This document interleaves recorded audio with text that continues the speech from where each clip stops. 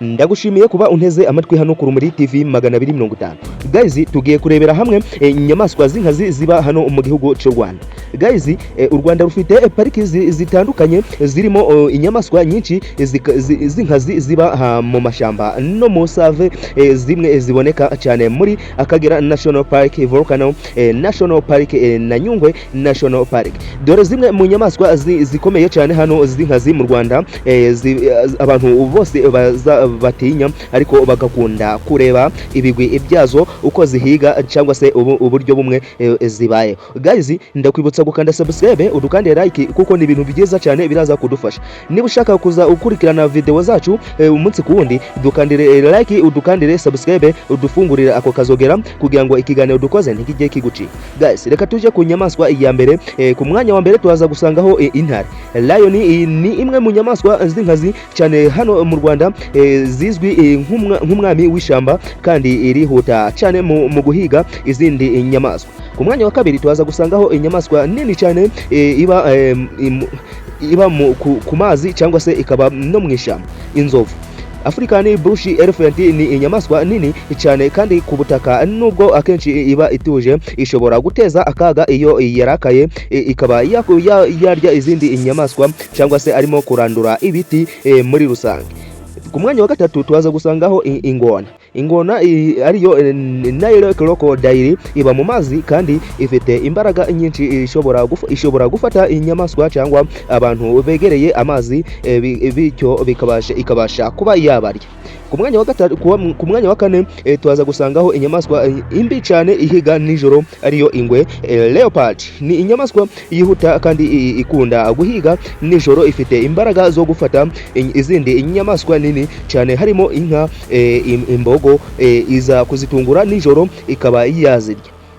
Ku mwanya wa gatanu tuzaza gusangaho imbogo. African buffalo ni inyamaswa ikomeye cyane kandi ishobora gutera abantu iyo yumvise itewe n'inzara cyangwa se iyo yumvise urusaku rw'abantu. Ku mwanya wa gatandatu tuzaza gusangaho imvubu. Imvubu iba mu mazi ariko ishobora gusohoka ku butaka.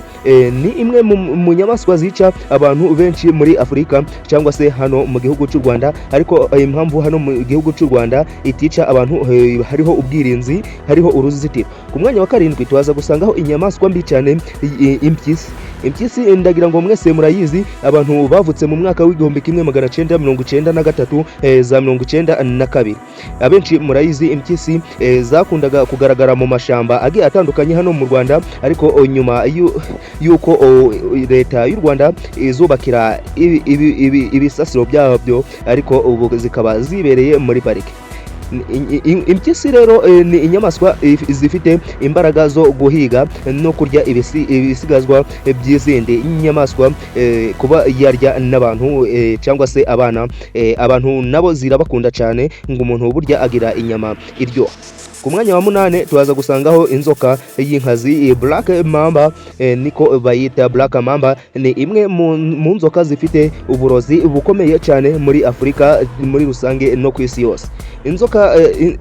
Inzoka ya Gabon tuzaza kwisanga ku mwanya wa 9. Gabon vibe ni inzoka nini ifite amenyo maremare cyane n'uburozi bukomeye cyane mu mubiri wayo cyangwa se ku murizo. Ku mwanya wa 10 tuzaza gusangaho ingagi zo mu misozi.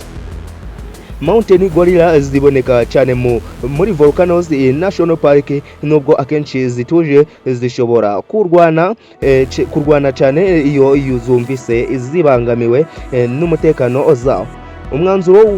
Umwanzuro waza kukuramo hano ku Rumuri TV 250 cyangwa se ikicegeranyo tugukoreye cy'inyamaswa zikaze hano mu gihugu cy'u Rwanda ndetse no muri Afurika muri rusange. Wadukandira subscribe, ukadukandira like, ni ibintu byiza cyane. Ese wowe urumva tuzagukorera ikihe kiganiro kivuga ku ihe inyamaswa? Ndabakunda cyane, nitwa Disboy w'Abanyarwanda. Ciao ciao.